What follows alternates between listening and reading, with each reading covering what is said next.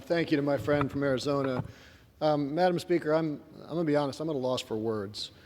This bill, the Polluters Over People Act, is bad for the environment, bad for the U.S. economy, and you wouldn't know that from the rhetoric across the aisle, leaving me to wonder whether you all are lying or just ignorant. And I'm going to give the benefit of the doubt here and assume you're ignorant. Since I'm at a loss for words, as I said, I want to try to explain this with some numbers. Since 2010, the United States economy has grown by $7 trillion. It's about 50%.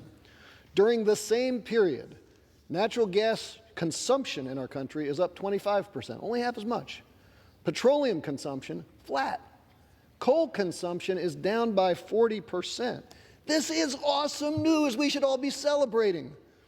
We have decoupled economic growth from fossil fuel consumption. We can grow without depending on environmental degradation. The environment and American energy consumers are winning.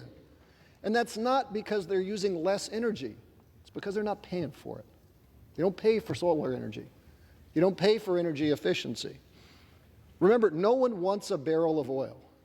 What you want is a cold beer and a hot shower.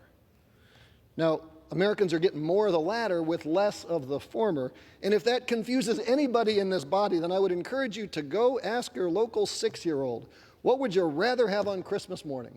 A warm fire and some twinkly lights, or a big old lump of coal?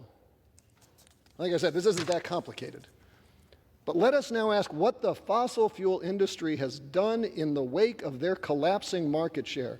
Did they pivot to providing things consumers want, cleaner, cheaper energy? Did they redeploy their capital into solar, wind, geothermal, electric vehicle charging stations? Of course not. They moved to strip mine the United States and ask for your acceleration of their work. Because during the same period, U.S. exports of oil have grown by a factor of 4. U.S. exports of natural gas have grown by a factor of 6.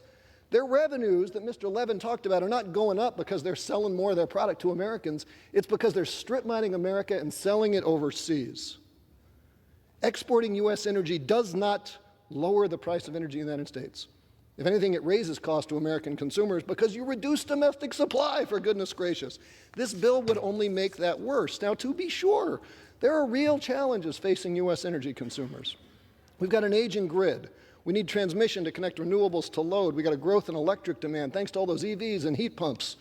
We should be focusing on those challenges if we are looking out for the American consumer. But this bill does not give a damn about the American consumer.